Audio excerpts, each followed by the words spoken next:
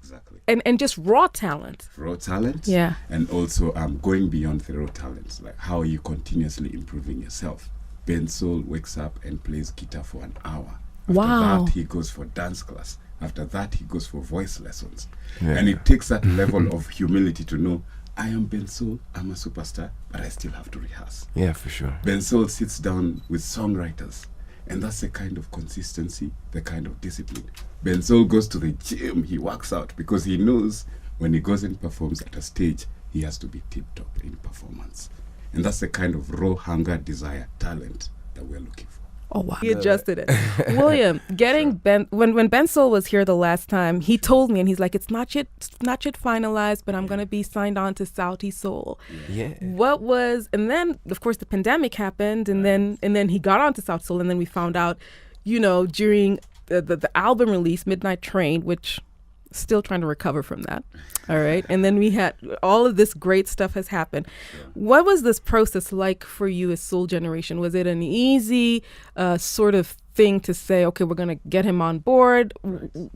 How did this process happen? And I'm only asking this because there are probably artists who are saying, so how do I get signed? Or do I have a possibility of being signed? And as the general manager of Soul Generation, maybe you can just give us a couple of answers to that. Okay, so I'll speak specifically about Bensoul. Okay. Bensoul is a miracle. Bensoul is one of the most talented musicians in Africa. Yeah. And signing Bensoul was a no-brainer because he embodies what we live for.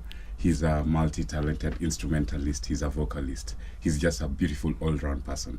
And for us, signing Bensoul was a very short process. There was no A&R. He didn't come through. He didn't come through and like jam 7 songs and all of that. Yeah. For us, what we looked at is how can we take Bensoul's talent, develop it, and present it to the world. And what we really want to do right now is like look for artists who write soundtracks to people's lives, like Bensoul does, like Nuveri does, like Sauti Soul does. Mm. And what we're looking for right now in 2021 and looking into the future is how can we create the infrastructure that we've done and the platform that all the talented musicians in Kenya, Turkana, Nyeri, Nairobi, Meru, Embu, can come and explore their talent and express themselves. I like that. So it's just talent? Exactly. And just raw talent? Raw talent. Yeah. And also going beyond the raw talent. Like, how are you continuously improving yourself?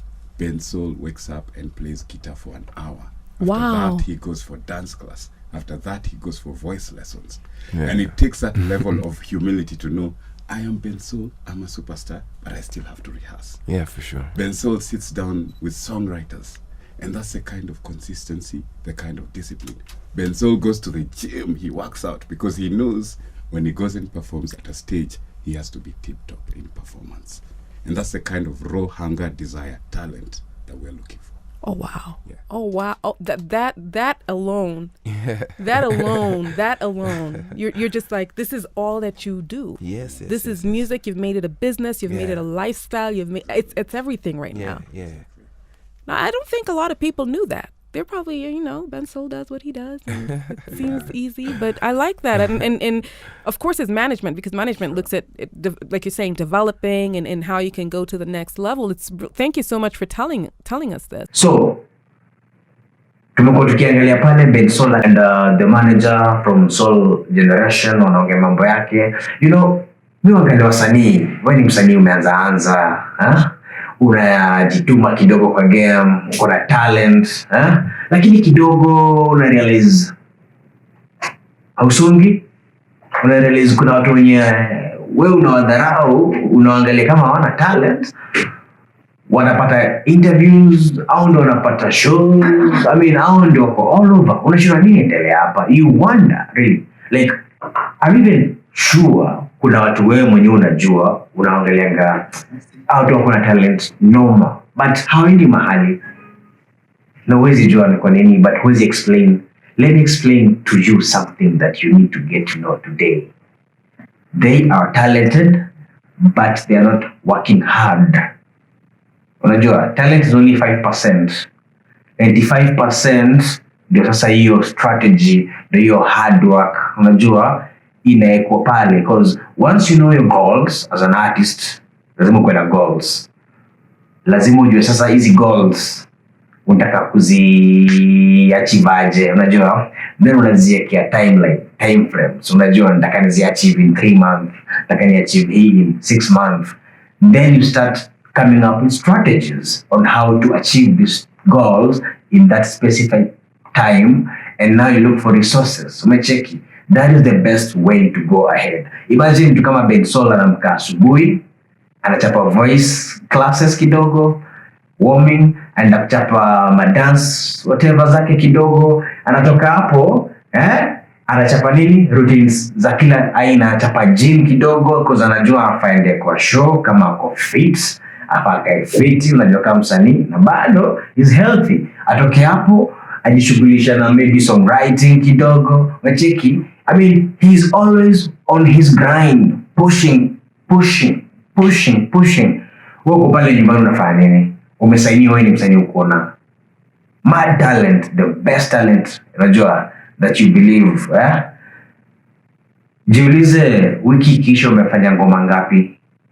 Siku moja ikisha umefanya ngoma ngapi? How many melodies have you come up with? Your manager amepigia watu wangapi simu? Amepigia radio gani simu? Amepigia TV gani simu? Amezungusha muziki yako wapi? Where are the opportunities? Who's working on those opportunities to come to you? No one. But who's working to create those opportunities for your brand? That's what inaweka wasanii nje ya sokoni. Unacheki? Because jamaa kuna talent, analala kuanzia asubuhi hadi jioni. Anafikiria hiyo talent unajua somehow itamfanya kuwe dope zaidi, ngoma yake ipushiwe. Unajua, when industry ya Kenya ilianza vizuri, if you can look very closely, utapata kuna wasanii kadhaa walikuwa na so much talent, I can't mention them. But as time imesonga, machiki kidogo hawako kwa rada tena, kidogo hawaonekani, na wale wengine sasa hizi ndio wako all over. Macheki. So one thing you need to know today, na for ujue hivi, you gotta push yourself. Push those limits. Sijali hata kidogo. Make sure unafanya more than what you expected of. I mean, put yourself out there. The energy that you put out is the same energy that comes to you. That is what I've learned in this industry as a marketer, as a former artist, kwa hii game kidogo hapa na pale, you know, and that the people I've met wote